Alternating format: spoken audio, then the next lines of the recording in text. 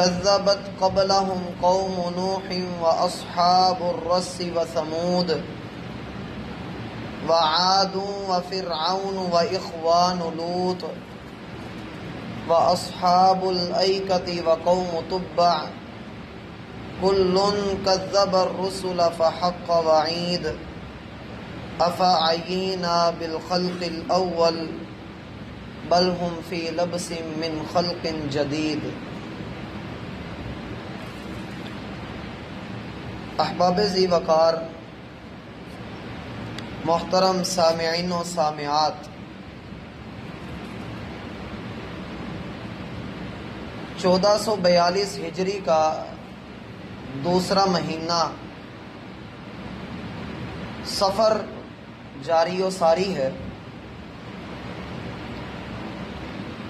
اس مہینے کی مناسبت سے رب ذوالجلال کا کچھ تعارف، اس کی توحید، اس کی وحدانیت، اس کی الوہیت کو قرآن کریم کی چند ایک آیات سے سمجھیے۔ رب نے اپنا تعارف دیا ہے، اور تعارف کا جو آغاز ہے وہ بڑی مشہور و معروف سورت کی آیات ہیں۔ کہا واللیل اذا یغشی والنہار اذا تجلی وما خلق الذکر والانثی، قسم ہے رات کی جب وہ آئے اور اپنے اندھیر کو، اپنی ظلمات کو ہر چیز کے اوپر حاوی کر دے، اور قسم ہے اس کے مخالف دن کے آنے کی جو آئے تو اپنے سارے جلووں کے ساتھ، روشنیوں اور تبانیوں کے ساتھ وہ ہر چیز کو اندھیرے سے نکال کر روشنی میں سما دے، اور قسم ہے ہر مذکر کی اور ہر مؤنث کی۔ ان سعیکم لشتی، ان قسموں کا جواب یہ ہے کہ جیسے دن مختلف اور رات مختلف، مذکر اور مؤنث میں اختلاف، بعینی ہی انسان کی کوشش، اس کی محنت، اس کی جد و جہد میں بھی اختلاف ہے، فرق ہے۔ جو زیادہ محنت کرتا ہے وہ زیادہ پھل پائے گا، اور جو کم محنت کرے گا وہ چاہے دنیا میں ہو یا دین میں ہو، اس کو پھل بھی تھوڑا لگے گا۔ دوسری جگہ پر رب ذوالجلال کا تعارف کچھ یوں ہے، لوگوں جب رات اور دن کا لانے والا وہ، مذکر اور مؤنث کا پیدا کرنے والا وہ، تو پھر غور کرو کہ آسمان پر سورج سجانے والا اور پھر اس کو روشنیاں اور گرمیاں دینے والا کون ہے؟ والشمس وضحاہا، قسم ہے ہمیں سورج کی اور اس کی روشنیوں اور گرمیوں کی، والقمر اذا تلاہا، اور پھر چاند کی اور اس کی ٹھنڈی روشنیوں کی جب وہ آتی ہے، اور پھر رات اور دن کو دلیل بنا کر کے رب جو اپنا تعارف دیتے ہیں، والضحی واللیل اذا سجا، قسم ہے ہمیں سورج کی گرمی کی اور رات کے آنے کی۔ اور چوتھی جگہ پر جب رب کا تعارف آتا ہے، انسان پہچان لیتا ہے کہ ہاں یہی میرا رب ہے، تو مزید تعارف یہ ہے فلا اقسم بمواقع النجوم، ستاروں کے طلوع اور غروب ہونے کی جگہوں کے بارے میں تم جانو، اور جب ستاروں کا علم تمہیں مل جائے تو پھر غور کرنا کہ والصافات صفا فالزاجرات زجرا، تم غور کرو ان ہواؤں کے اوپر جو بڑی تسلی سے چلتی ہیں، والذاریات ذروا، ذرے ذرے کو بکھیر کر تیرا رب ان کو چلاتا ہے، فالحاملات وقرا، تیرے سمندر کے اندر چلنے والے بحری جہاز، کشتیاں اور بڑی بڑی ٹیکنالوجی کو تیرا رب، وَلَهُ الْجَوَارِ الْمُنْشَآتُ فِي الْبَحْرِ كَالْأَعْلَامِ، پہاڑوں کی طرح چلتے ہوئے ان جہازوں کو چلانے والا بھی تیرا رب ہے۔ اور پھر اگلی جگہ پر جو تعارف دیا رب نے کمال کیا، کہا ان الذین تعبدون من دون اللہ لا یملکون لکم رزقا، لوگو اللہ کے علاوہ کائنات کی جس بھی ہستی کو آواز دو گے، جس بھی کرنے والے کو پکارو گے، اور جس کا بھی دم بھرو گے، جس کے در کی خاک چھانتے پھرو گے، وہ تیرے رزق کے مالک نہیں ہیں۔ فَابْتَغُوا عِندَ اللَّهِ الرِّزْقَ وَاعْبُدُوهُ وَاشْكُرُوا لَهُ۔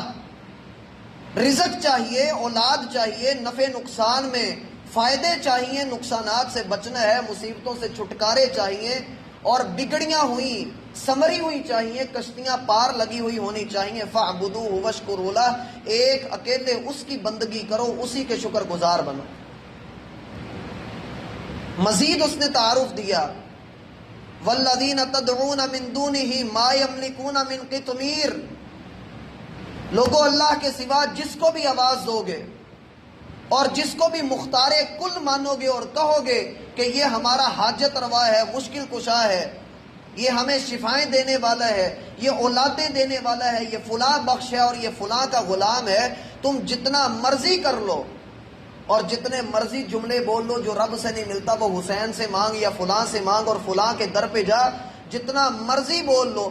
والذین تدعون من دونہ ما یملکون من قطمیر، اللہ کے سوا جس کو بھی پکارو گے، جس کو بھی حاجت روا مانو گے، جس کے بھی در پہ جاؤ گے، وہ چاہے فرش کے اوپر ہو یا پھر رب نے اس کو کوئی اختیارات دنیا کے اندر، کوئی نبوت اور کوئی اللہ نے رسالت اس کو دی ہو، یا تم نے اپنی مرضی سے اس کے مقام اور مرتبے اونچے کر دیے ہوں، لا تطرونی کما اطرت النصارى عیسی ابن مریم، لوگوں مجھے محمد صلی اللہ علیہ وآلہ وسلم کو ویسے اونچے مقام اور مرتبے نہ دینا جیسے عیسیٰ ابن مریم کو لوگوں نے اللہ کا بیٹا بنا دیا تھا، مجھے ویسے نہ کرنا۔ مالک فرماتا ہے والذین تدعون من دونی، بندے تو اللہ کو چھوڑ کے جس کو بھی آواز دے گا، ذہن میں رکھ کہ ما یملکون من قطمیر، تیرے ہاتھ میں پکڑی ہوئی کھجور اور کھجور کے اندر گٹھلی اور گٹھلی کے اوپر چڑھا ہوا ہلکا سا کور، وہ اس کور کے بھی مالک نہیں ہے۔ ان تدعوہم لا یسمعوا دعاءکم، تو اسے پکارے گا وہ تیری پکار کو سن نہیں سکتا۔ وَلَوْ سَمِعُوا مَا اسْتَجَابُوا لَكُمْ، اور اگر سن بھی لے تیری شنوائی نہیں کر سکتا، تجھے جواب نہیں دے سکتا، تیری حاجت روائی نہیں کر سکتا۔ وَيَوْمَ الْقِيَامَةِ يَكْفُرُونَ بِشِرْكِكُمْ، اور قیامت والے دن تمہارے اس شرک سے وہ خود بھی انکار کرے گا، خود بھی بری ہو جائے گا۔ وَلَا يُنَبِّئُكَ مِثْلُ خَبِيرٍ، رب کے علاوہ تجھے یہ باتیں کوئی نہیں بتائے گا۔ یا ایھا الناس، اے لوگو، وہ کسی بھی طبقے سے تعلق رکھتے ہو، امیر ہو، غریب ہو، مذکر ہو، مؤنث ہو، چھوٹے ہو، بڑے ہو، بوڑھے ہو، جوان ہو، کسی بھی طبقے سے ہو، انتم الفقراء، تم سارے فقیر ہو، سارے ہی فقیر ہو۔ حدیث قدسی میں آتا ہے، اللہ فرماتا ہے لوگو تم سارے ننگے تھے، رب نے تمہیں لباس دیا، تم سارے بھوکے تھے، رب نے تمہیں کھانا دیا، تم سارے پیاسے تھے، رب نے تمہیں پانی دیا، تم سارے بے اولاد تھے، اللہ نے تمہیں اولادیں عطا کی ہیں۔ واللہ هو الغنی الحمید، اللہ ان ساری حاجتوں سے پاک ہے، وہ سبحان ہے، وحدہ لا شریک ہے۔ اور پانچویں جگہ پر جو رب کا تعارف ہے وہ ہمیں کروایا ہے ابراہیم علیہ السلام۔ ابراہیم علیہ السلام کو آگ میں پھینکا جا رہا ہے، بظاہر نقصان کا سودا ہے، سامنے ساری دنیا کھڑی ہوئی ہے اور پورے طاغوت اپنے لشکروں کے ساتھ اکٹھے ہو چکے ہیں، اور زبان پر اللہ پر یقین کامل، بھروسہ اور توکل یہ ہے کہ حسبی اللہ، لوگوں جو مرضی کر لو، جتنا مرضی زور لگا لو، میرے لیے میرا اللہ کافی ہے۔ اور جب یہ اللہ پر بھروسے کے تعلقات بندے کے بنتے چلے جاتے ہیں، یقین مانیے آگ ٹھنڈی ہو ہی جاتی ہے۔ فضائے بدر پیدا ہو جائے تو فرشتے اتر ہی آتے ہیں، لیکن شرط یہ ہے کہ وہ کامل بھروسہ ہو، ہاتھ میں ڈنڈا ہے یا خالی ہاتھ ہیں، آپ اپنے خنجر کو تیز رکھیے، پھر اپنی قسمت کو مقدر کے حوالے کر کے اپنے رب پہ توکل کیجئے، یقین مانیے وہ آپ کی مدد کرے گا، وہ اٹھے ہوئے ہاتھوں کو خالی نہیں لوٹاتا۔ وہ بڑی حیا والا رب ہے، بڑی عزت والا رب ہے۔ 100 آدمیوں کا قاتل بھی ابھی مکمل توبہ نہیں کرتا، وہ اسے بھی بخش رہا ہے۔ اور وہ آدمی جس کی وجہ سے بارش نہیں ہو رہی ہے، وہ اکیلے دل ہی دل میں اپنے رب کو پکارتا ہے، رب اس کی پکار کو سن کے نہ صرف یہ کہ معاف کرتا ہے بلکہ بارشیں بھی دیتا ہے۔ اور وہ جو 3 غار میں پھنس گئے، رب ان کی دعاؤں اور التجاؤں کو سن کر غار سے ان کو نکالتا ہے۔ اور وہ جن کو دنیا نے قتل کرنے کے لیے کہف کی طرف دھکیل دیا، اصحاب کہف، رب ان کو 309 سال تک سلا کر رکھتا ہے اور پھر صحیح سالم زندہ کر دیتا ہے۔ دنیا کی کسی طاقت کے اندر آج تک یہ اختیار نہیں آیا کہ وہ زندہ بھی کر سکے، مار بھی سکے، رزق بھی دے اور پھر رزق لے بھی لے۔ حل من شرکائکم من یفعل من ذالکم من شیء، کیا اللہ کے سوا تمہارے گھڑے ہوئے معبود کوئی ایک کام بھی کر سکتے ہیں؟ تو لے کر آؤ۔ سبحانہ و تعالی عما یشرکون، اللہ بڑا پاک ہے اور ہر اس شرک سے وہ بڑا بلند ہے جو تم کر رہے ہو۔ اگلا اللہ کا تعارف لیجئے۔ مالک فرماتا ہے وَإِن يَمْسَسْكَ اللَّهُ بِضُرٍّ فَلَا كَاشِفَ لَهُ إِلَّا هُوَ، بندے تیری زندگی میں کوئی مصیبت آ جائے، وہ جسمانی ہو یا مالی ہو، وہ اولاد میں کوئی مسئلہ ہو جائے یا تیرے ذہنی طور پر کوئی پرابلم بن جائے، کوئی بھی مسئلہ ہو، فلا کاشف لہ الا ہو، جتنے مرضی ڈولے کے ساتھ تعویذ باندھ لے، جتنے مرضی گھول گھول کے پی لے، جتنی مرضی سریاں اور گوشت قبرستانوں کے اندر پھینک لے، یاد رکھ رب کی طرف سے جب حکم نہیں ہونا تو اس مشکل سے نہیں نکل سکتا۔ فلا کاشف لہ الا ہو، تجھے اس سے نکالنے والا، تیری مصیبت کے اندر، تیرے اندھیروں کے اندر روشنیوں کے کشف کر دینے والا سوائے اس کی اور کوئی نہیں ہے۔ اور پھر اگلا جملہ دیا کہ وَلَا تَدْعُ مِن دُونِ اللَّهِ مَا لَا يَنْفَعُكَ وَلَا يَضُرُّكَ، محبوب آپ اللہ کے سوا اس کو نہ پکاریے جو نہ فائدہ دے سکتا ہے نہ نقصان پہنچا سکتا ہے۔ عمر بن جموح ایک لنگڑا آدمی ہے اور اپنے کفر کے اوپر ڈٹا ہوا ہے، اخیر قسم کا کافر ہے۔ اس کے بیٹے اسلام قبول کر چکے ہیں،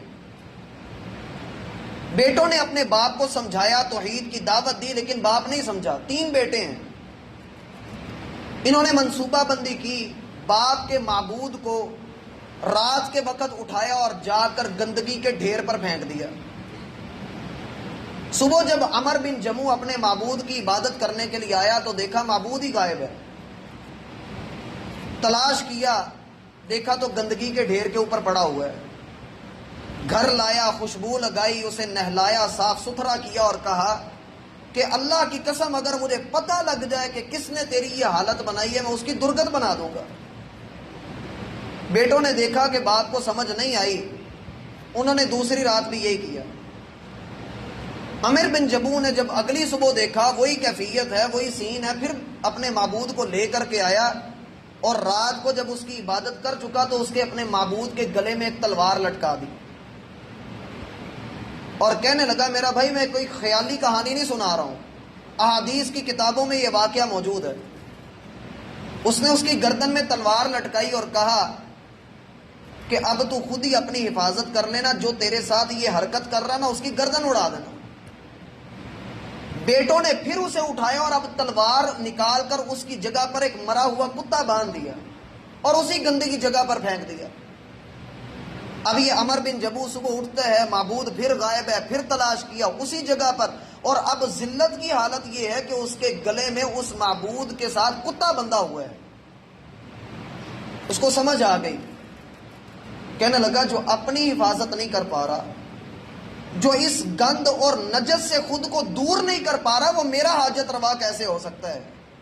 تاریخ نے گواہی دی کہ عمر بن جموح محمد الرسول اللہ کی خدمت میں حاضر ہوا، اسلام قبول کرتا ہے، ادھر سے جہاد کا نکارہ بجا، حی علی الجہاد، لوگ بڑھتے ہیں جہاد کی طرف، 3 بیٹے بھی ساتھ ہیں، اور یہ عمر بن جموح اپنے لنگڑے پاؤں کو گھسیٹتے ہوئے اللہ کے رسول کی خدمت میں حاضر ہوا۔ اے اللہ کے رسول، بیٹے جہاد میں نہیں جانے دے رہے، ان کو کہیں مجھے بھی جانے دے۔ نبی علیہ السلام نے جذبہ جہاد کو دیکھتے ہوئے کہا ان کو جانے دو، ان کو نہ روکو۔ اور جب غزوہ احد کے اندر شہید کیے گئے، نبی علیہ السلام فرماتے ہیں اللہ کی قسم میں دیکھ رہا ہوں عمر بن جموح اپنے لنگڑے پاؤں کو گھسیٹتا ہوا جنت میں جا رہا ہے۔ میرا بھائی توحید کے بغیر کوئی بھی نیکی اللہ کے ہاں قبول نہیں ہے۔ توحید بنیادی چیز ہے۔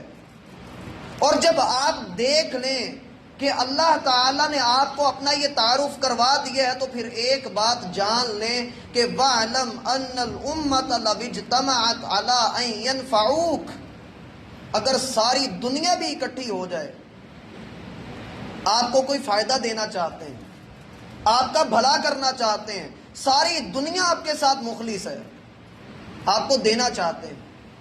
اس کی مثال آپ لے لیں فرعون، اس کا پورا لشکر اس کے ساتھ مخلص ہے، اس کے ساتھ جانیں قربان کرنے کے لیے موسیٰ علیہ السلام کا پیچھا کیا ہوا ہے، فائدہ دینا چاہتے ہیں، لیکن جو اللہ نے مقدر میں نہیں لکھا وہ آپ کو نہیں دے سکتے، جو مرضی کر لیں۔ اور یہ بھی ذہن میں رکھ لیں کہ جو اللہ نے آپ کے مقدر میں مصیبت لکھ دی ہے، ساری دنیا بھی مل کر اسے دور نہیں کر سکتی، وہ آپ کو مل کر ہی رہنی۔ جو آپ کا نصیب ہے نا، وہ دو پہاڑوں کے درمیان پڑا ہو، بہت دور ہو، آپ کے مقدر میں ہے، وہ آپ کو مل کر ہی رہنا ہے۔ اور جو آپ کا نصیب نہیں ہے، یہ دو ہونٹوں کے درمیان بھی ہو تو نہیں ملنا۔ اللہ پر بھروسہ رکھیے تو کامل رکھیے۔ اور جب بندہ رب کا یہ تعارف پڑھتا ہے نا تو پھر کہیں جا کر وہ بات آتی ہے، نکھر کر سامنے آتی ہے، الحمدللہ رب العالمین، مالک تعریف تیرے لیے، تیرا تعارف پڑا، مزہ آیا، تو میرا پالنے والا ہے، تو رحمان بھی، تو رحیم بھی، انصاف کے دن کا مالک بھی۔ اور جب یہ تین بندہ دعوے کرتا ہے تو پھر کہتا ہے ایاک نعبد، بندگی کے لائق صرف تو ہی ہے، تیری بندگی کرنی ہے، تیرے جیسی صفات کسی میں نہیں۔ اور یہی بات ہر رکعت کے اندر پڑھنے والا مسلمان کہ هو اللہ احد الصمد لم یلد ولم یولد ولم یکن لہ کفوا احد، وہ توحید سے اتنا پیچھے ہٹا۔ نبی علیہ الصلوۃ والسلام فرماتے ہیں قیامت کے قریب جہالت عام ہو جائے گی۔ لوگوں نے کہا اللہ کے رسول کیسے عام ہوگی؟ کہا لوگوں کو نہیں پتا ہوگا توحید کیا ہے، نماز کیا ہے، روزہ کیا ہے، زکوٰۃ کیا ہے، حج کیا ہے، لوگوں کو نہیں علم ہوگا۔ اور آپ یقین مانیے یہ میرے ساتھ بیتا ہے، میرے ساتھ ذاتی میرے ساتھ یہ بات ہوئی ہے۔ ایک لڑکے کو جو میٹرک کا سٹوڈنٹ ہے، اس کو میں نے کہا کہ ہمارے رسول، ابھی میرے منہ میں اتنی بات ہے، کہنے لگا رسول کون ہوتا ہے؟ جب اسے میں نے بتایا کہ رسول ہمارے آخری رسول محمد صلی اللہ علیہ وآلہ وسلم ہے، اللہ کی قسم وہ آگے سے کہنے لگا محمد کون ہے وہ مسلمان گھرانے میں پیدا ہوا، انگلش فر فر بولتا ہے، یہ وہی امت ہے جو جانیں قربان کرنے کی بات کرتی ہے۔ ام لم یعرفوا رسولہم فہم لہ منکرون، اصل میں یہ اپنے رسول سے محبت نہیں کرتے، یہ اپنے رسول کو پہچانتے ہوں اور ان کا تعارف تو پھر ان کے دلوں کے اندر ہو۔ اللہ کی توحید، اللہ کے اسماء و صفات، اللہ کی الوہیت، اللہ کی ربوبیت، ہم اس سے کتنے دور ہوتے جا رہے ہیں۔ ہمیں کلمہ لا الہ الا اللہ سے دور کیا جا رہا ہے، اساس سے پیچھے ہٹایا جا رہا ہے۔ اللہ کے بندوں سنبھلو، اس لا الہ الا اللہ کی بنیاد پہ باقی اعمال کی قبولیت ہے۔ اور ہمیں اس سفر کے مہینے کے اندر ایک حدیث سنا کر اس طرف بات کو لاتے ہیں۔ نبی علیہ الصلوۃ والسلام نے ارشاد فرمایا کہ اللہ تعالیٰ ارشاد فرماتا ہے سفر کے مہینے کے اندر کیا ہوتا ہے، ہمیں پٹی پڑھائی جاتی ہے کہ یہ مہینہ منحوس ہے، نحوست والا مہینہ ہے۔ میرا بھائی اللہ قرآن میں کہتا ہے زمین کو میں نے پیدا کیا، آسمان کو میں نے پیدا کیا، اس پر دن اور رات میں نے چلائے، سورج اور چاند کی حرکتیں اور ان کے مدار میں نے مقرر کیے، یہ سب کچھ بنانے والا میں ہوں۔ حدیث قدسی میں آتا ہے یؤذینی ابن آدم، آدم کا بیٹا مجھے گالی دیتا ہے۔ اللہ تعالیٰ فرماتے ہیں آدم کا بیٹا مجھے تکلیف دیتا ہے، یسب الدہر وانا الدہر، آدم کا بیٹا زمانے کو گالی دیتا ہے اور اسے نہیں پتا کہ زمانہ اللہ ہی ہے۔ زمانے کو چلانے والا کون ہے؟ راتوں کو اچانک سے لمبا کر رہا ہے، آج کل دن چھوٹے ہوتے جا رہے ہیں۔ پچھلے دنوں میں ہم دیکھ رہے تھے کہ دن لمبے ہیں، 22 جون کا دن شدید ترین، سال کا لمبا ترین دن، اور پھر وہی دن کبھی لمبے ہو رہے ہیں کبھی چھوٹے ہو رہے ہیں۔ گرمیوں کی شدت، سردیوں کی شدت، یہ کون کر رہا ہے؟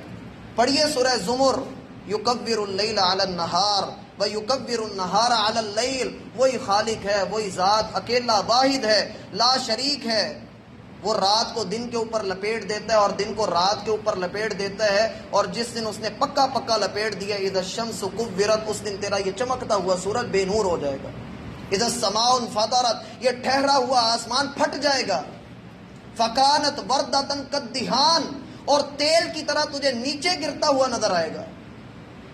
میرا بھائی توحید کو سمجھیے، اور جب بندہ اللہ تعالیٰ کو یوں گالی دے رہا ہے، یہ کہتا ہے زمانہ ہی بڑا خراب ہے، میرا بھائی زمانہ آج بھی وہی ہے جو محمد الرسول اللہ کا زمانہ تھا۔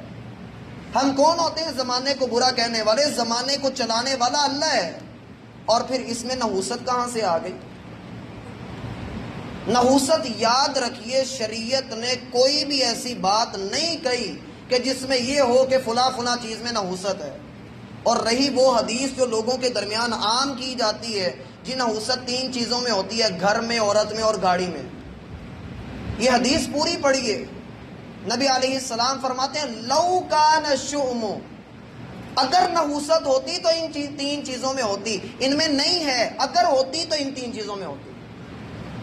اور بعض روایات میں تو یہاں تک الفاظ ہیں کہ سیدہ عائشہ رضی اللہ عنہا کے سامنے جب یہ بات کہی گئی کہ جی لوگ یہ بات کہہ رہے ہیں 3 چیزوں میں نحوست ہے، سیدہ عائشہ فرمانے لگی ان لوگوں نے اللہ کے رسول کی بات آدھی سنی ہے، آپ باقی آدھی نہیں سنی۔ کہا پھر آپ باقی آدھی سنا دیں۔ کہا نبی علیہ السلام نے فرمایا کہ اللہ لعنت کرے یہودیوں کے اوپر جو یہ عقیدہ رکھتے ہیں کہ عورت میں، گھر میں اور گاڑی میں نحوست ہوتی ہے، اللہ لعنت کرے ان یہودیوں کے اوپر، یہ اصل میں یہودیوں کی بات ہے جو یہ خیال کرتے ہیں۔ وگرنہ میرا بھائی گھر اگر چھوٹا ہو، اللہ کی قسم وہاں پر بندہ دیندار ہو، اس کا سربراہ تربیت اچھی کرنے والا ہو، وہ ایک جھونپڑی کیوں نہیں اللہ کی قسم برکتوں والی۔ آپ نبی علیہ السلام کا گھر دیکھیے، سیدہ عائشہ فرماتی ہیں میں لیٹی ہوئی ہوتی تھی اور اللہ کے رسول نماز ادا کرتے تھے، سجدہ کرنے کے لیے آپ کو میرے پاؤں سائیڈ پہ کرنے پڑتے تھے۔ یہ چھوٹا سا گھر ہے۔ اللہ کے رسول صلی اللہ علیہ وآلہ وسلم کی بیویاں جن کی تعریف اللہ نے قرآن کے اندر نازل کی ہے، اور سواریاں، جو سواری اللہ کے گھر کی طرف نہ آئے، جو بیوی جو ہے بد تہذیب ہو، جھگڑالو ہو، یا جس گھر میں اللہ تعالیٰ کی نافرمانیوں والے کام ہوں، تو میرا بھائی مجھے اپنے اوپر غور کرنا ہے کہیں میرے اعمال کی اور میری حرکتوں کی نحوست تو نہیں پڑ گئی اس کے اوپر۔ بندے کے اعمال، اس کی برائیاں منحوس ہوتی ہیں، میں اپنی طرف سے بات نہیں کر رہا۔ ہم وطروں میں اللہ سے دعا کرتے ہیں وَبَارِكْ لِي فِي مَا أَعْطَيْتَ، اے اللہ جو تو نے مجھے دیے ہے اس میں برکتیں ڈال دے، وَقِنِي شَرَّ مَا قَضَيْتَ، اور جو تو نے شر کا میرے لیے فیصلہ کر دیا مجھے اس سے بچا لے۔ صبح و شام کے اذکار میں ہم کہتے ہیں اعوذ بک من شر ما صنعت، اے اللہ جو برائیاں مجھ سے ہو گئی ہیں مجھے ان کے وبال سے بچا۔ اور جو یہ دعا اللہ سے کرتا نہیں یا سمجھتا نہیں، اس کے اوپر اگر وبال نہ پڑے تو اور کیا ہو۔ اور نبی علیہ السلام کا فرمان ہے جس کسی نے کوئی ایسی حرکت کی، بدشگونی لی، کالی بلی رستہ کاٹ گئی ہے جی، یہ سفر بڑا منحوس مہینہ ہے جی، اس میں ہم نے شادی نہیں کرنی، اس میں ہم نے کوئی خوشی نہیں کرنی، انہوں نے محرم کو حرام کر لیا خوشیوں کے لیے، اور انہوں نے سفر کو حرام کر لیا، اور پھر آگے ربیع الاول میں جو ہے وہ اور کام شروع کر دیے۔ اللہ کے بندوں، نبی علیہ السلام نے سیدہ صفیہ رضی اللہ عنہا کے ساتھ اسی مہینے کے اندر نکاح کیا تھا۔ کوئی دن، کوئی وقت، کوئی گھڑی منحوس نہیں ہوتی۔ میرا بھائی اس مسئلے کو سمجھ لو، اگر آج میرے گھر میں اللہ تعالیٰ نے بیٹے کی نعمت سے نوازا ہے اور ساتھ والے گھر میں فوتگی ہو گئی ہے، وہ ایک طرف ایک بندے کے لیے مبارک دن ہے، دوسرے کے لیے وہ مبارک نہیں ہے۔ ہم کیسے کہہ سکتے ہیں کہ یہ مہینہ منحوس ہے؟ ہمیں کس نے یہ اجازت دی ہے؟ اللہ تعالیٰ کو گالی دینے کے برابر۔ اور نبی علیہ السلام فرماتے ہیں میری امت کے کچھ لوگ ہیں جن کو اللہ نے بغیر حساب کے جنت میں داخل کرنا ہے، اللہ ہمیں ان میں کر دے۔ وہ کون سے لوگ ہیں؟ کہا وہ لوگ ہیں جو بدشگونی نہیں لیتے۔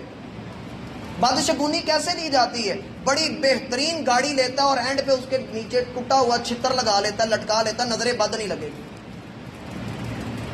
اور اپنی گھر کے اوپر ہنڈیا الٹی کر کے رکھ لیتا ہے کہ نظر نہیں لگے گی۔ نظر سے یوں نہیں بچا جاتا، اور نظر لگ جائے تو مرچیں اس کے سامنے سے گھمائی جاتی ہیں۔ یہ ہندوانہ طور طریقے ہیں۔ جس طریقے سے آپ نے دیکھا ہوگا کہ ہندو کنڈلی نکال کر دیتے ہیں، وہ رات 12:30 بجے کی بھی کنڈلی نکال کے دے دے تو اسی ٹائم پہ ان کو شادی کرنی پڑتی، آگے پیچھے ہو جائے وہ کہتے ہیں بس شادی کامیاب نہیں ہونی۔ اسلام ان سارے عقائد سے پاک ہے۔ نبی علیہ الصلوۃ والسلام فرماتے ہیں لا عدوى ولا طیارۃ ولا حامۃ ولا سفر، نہ تو کوئی بیماری متعدی ہوتی ہے کہ ایک بندے کو دوسرے بندے سے لگ جائے، اور نہ کوئی بدشگونی کا تصور اسلام کے اندر ہے، نہ روحوں کوئی واپسی جمعرات کے ہوتی ہے، اور نہ ہی سفر کے اندر کوئی نحوست ہے۔ اپنے عقائد کو درست کیجئے، اللہ کی قسم یہ توحید کے ساتھ بہت بڑا پیچ اپ اس کا ہو جاتا ہے۔ اگر ہم یہ بھی کہیں کہ اللہ بھی ایک ہے اور اس چیز کو منحوس بھی سمجھیں، یہ بہت عجیب بات ہے۔ اللہ تعالیٰ سے توبہ کرنی چاہیے۔ سیدنا ابوبکر صدیق رضی اللہ عنہ کو اللہ کے رسول نے دعا سکھائی تھی کہ دعا کیا کرو اے اللہ مجھے شرک سے بچا، اگر میں جانتے بوجھتے بھی تیرے ساتھ شرک کروں یا انجانے میں تیرے ساتھ شرک کر جاؤں، اے اللہ مجھے اس سے بچا۔ اور نبی علیہ السلام کا فرمان ہے جس نے بدشگونی لیتے ہوئے جیسے طوطے سے فال نکلوا لینا اور جو ہے وہ ٹاس کروا لینا کہ یہ ہوا تو یہ کر لیں گے، وہ ہوا تو وہ کر لیں گے، یہ کام کر لینا، نبی علیہ السلام فرماتے ہیں جو اپنے کام سے رکا فقد اشرک، اس بندے نے شرک کا ارتکاب کیا ہے۔ اللہ رب العالمین کی توحید کو سمجھیے، اللہ ہمیں توحید کے اوپر زندہ رکھے اور توحید کے اوپر اللہ ہمیں موت دے۔ وما توفیق